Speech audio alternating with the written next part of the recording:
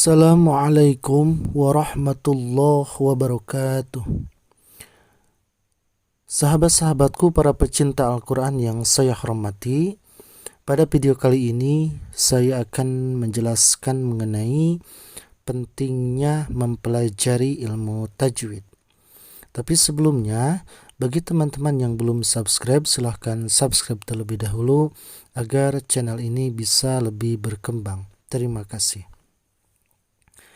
Untuk mengawali pembahasan ini, maka pertama yang akan saya bawakan adalah firman Allah Subhanahu wa taala di dalam Al-Qur'an surah Al-Muzammil ayat yang keempat. A'udzu billahi minasy syaithanir rajim.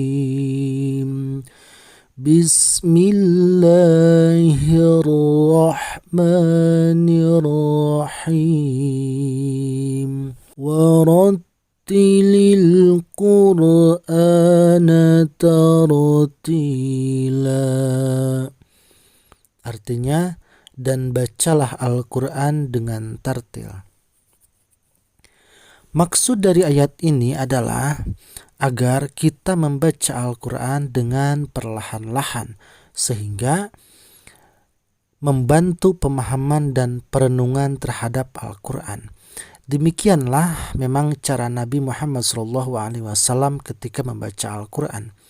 Sebagaimana yang dijelaskan oleh Sayyidatuna Aisyah radhiyallahu anha, bahwa Rasulullah SAW ketika membaca Al-Quran, beliau membaca dengan tartil. Sehingga bacaan yang seharusnya dibaca panjang, memang dibaca panjang.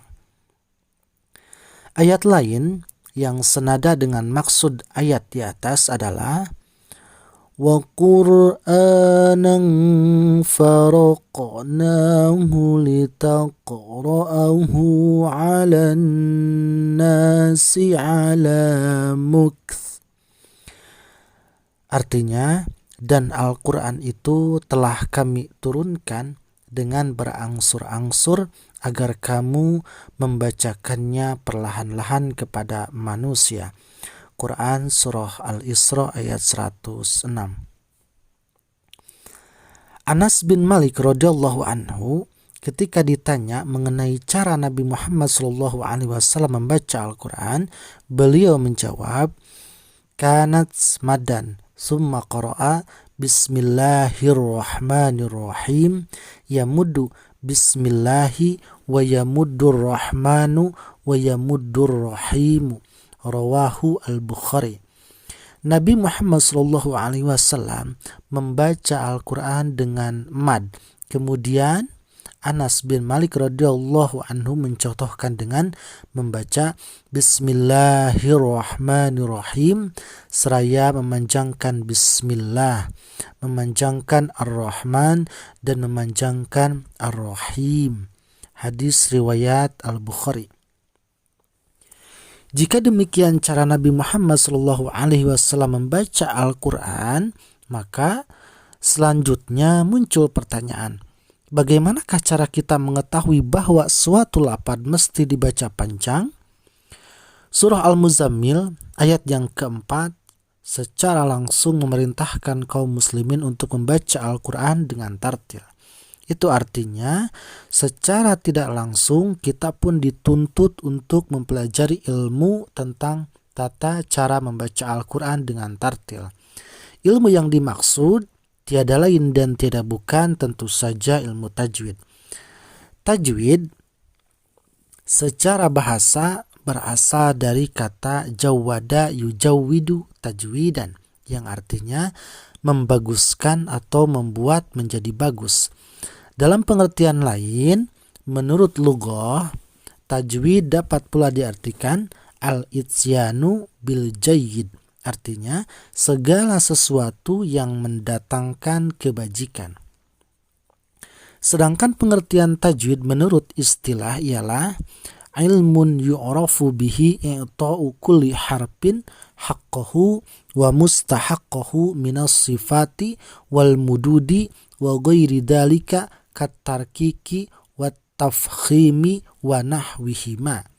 Artinya, ilmu yang memberikan segala pengertian tentang huruf, baik hak-hak huruf maupun hukum-hukum baru yang timbul setelah hak-hak huruf dipenuhi, yang terdiri atas sifat-sifat huruf, hukum-hukum mad, dan lain sebagainya. Sebagai contoh adalah tarkik, tafkhim, dan semisalnya. Dalam sebuah nadom dijelaskan bahwa ilmu tajwid adalah wa huwa i'ta'ul hurufi haqqaha min sifatin laha wa mustahaqqaha. Artinya, ilmu yang memberikan pengertian tentang hak-hak huruf dari sifat huruf dan mustahakul harfi. Selanjutnya, Imam Jalaluddin As-Sayuti rahimahullah dalam Al-Itqan, beliau memberikan penekanan yang hampir sama pada definisi ilmu tajwid, yaitu huwa i'ta'ul hurufi huquqaha wa tartibaha wa raddal harfi ila makhrajihi wa aslihi wa taltifun nutki bihi ala kamali hayatihi min ghairi israfin wala ta'assufin wala ifratin wala takallufin.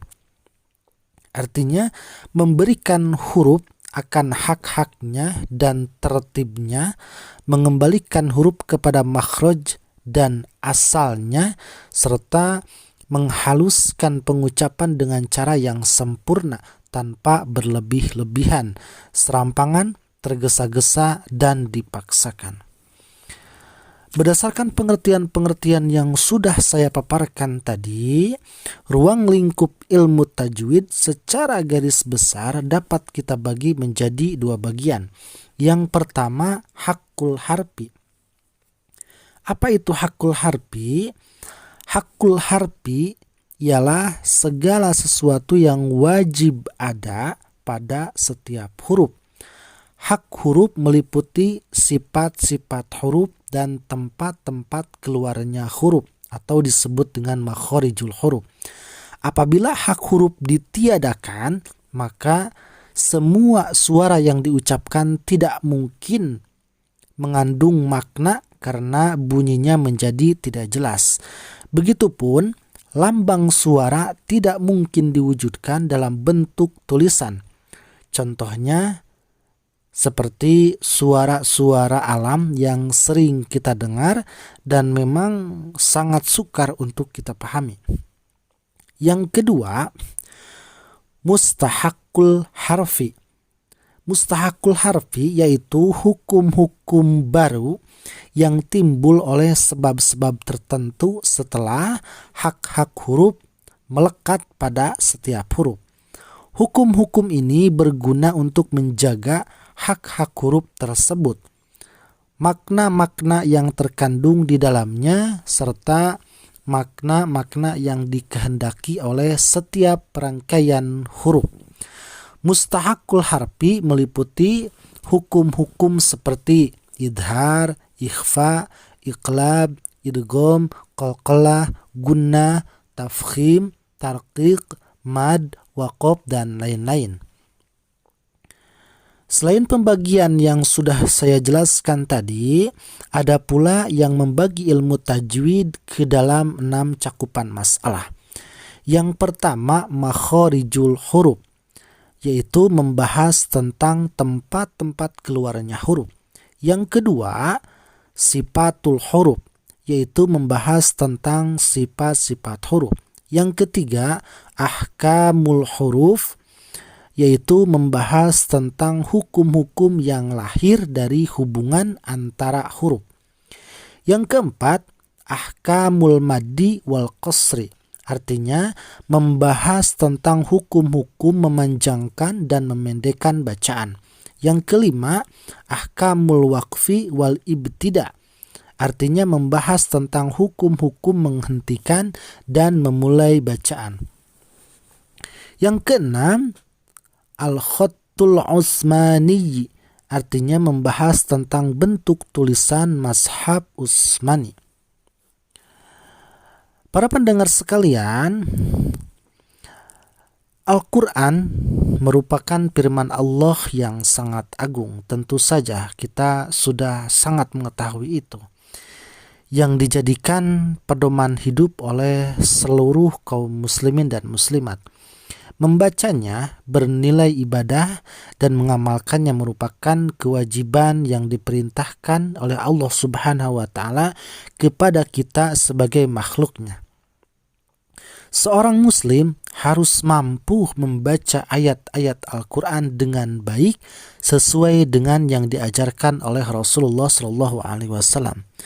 Dan inilah salah satu tujuan mempelajari ilmu tajwid, sebagaimana yang telah diterangkan oleh Syekh Muhammad Al-Mahmud rahimahullahu ta'ala.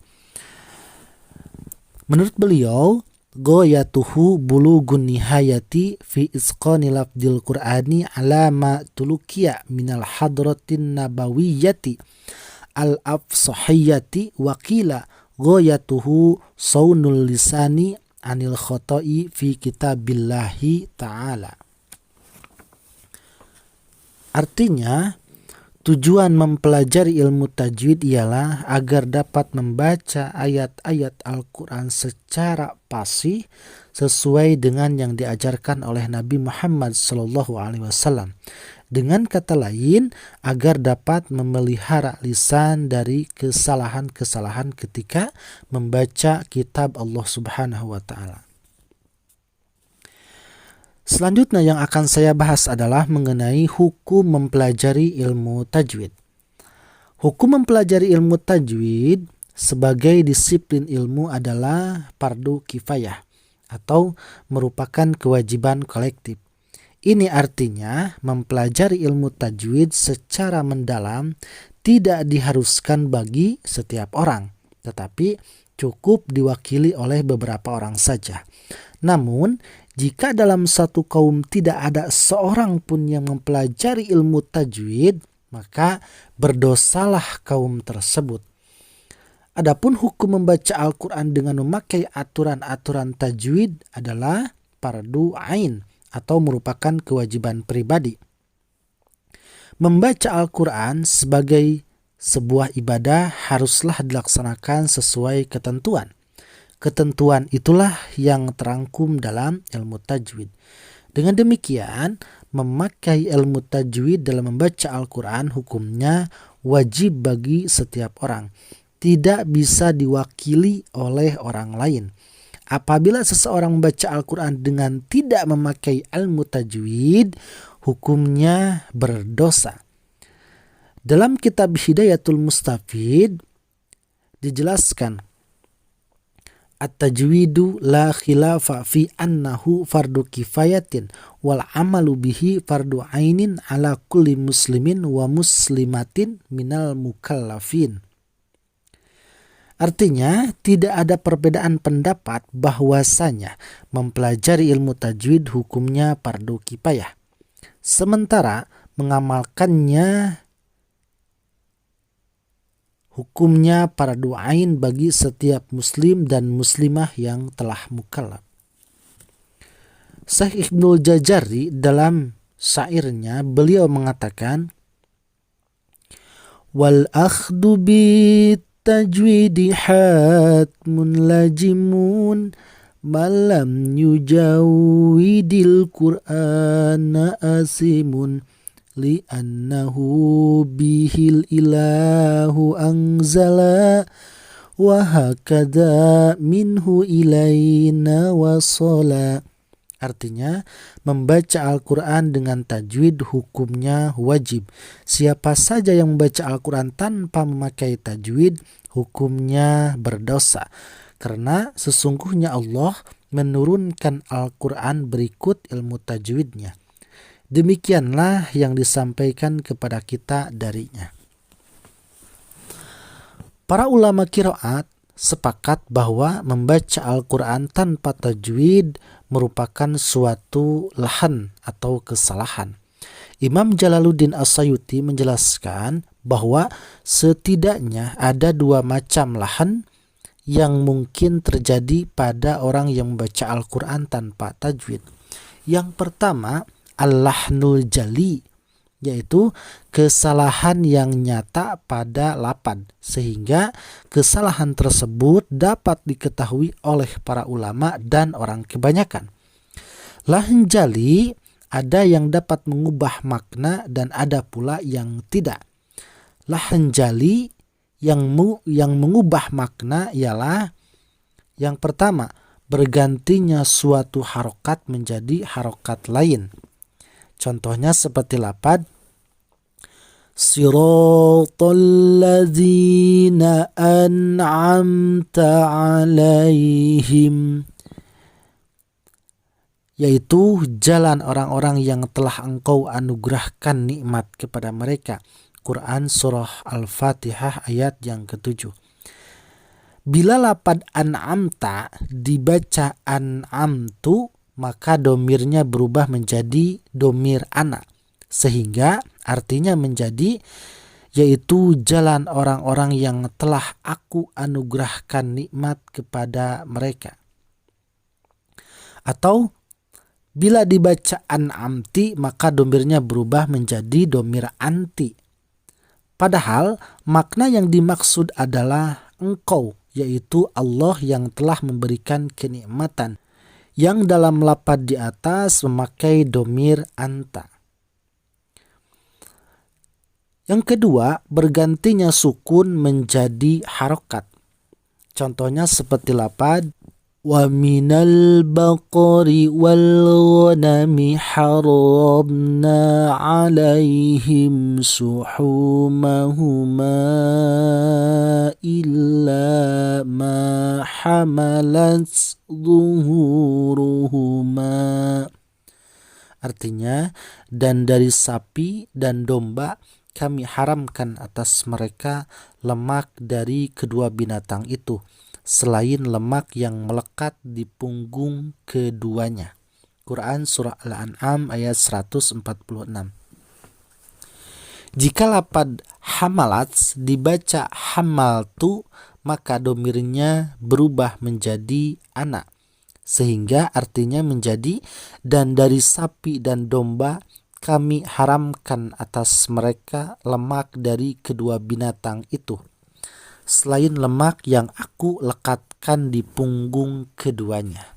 Yang ketiga, bergantinya suatu huruf menjadi huruf lain. Contoh, wala'allakum tashkurun, dan mudah-mudahan kamu bersyukur. Quran Surah Al-Jasiyah ayat 12. Bila lafaz tashkurun dibaca taskurun dengan huruf sin, maka artinya menjadi dan mudah-mudahan kamu mabuk.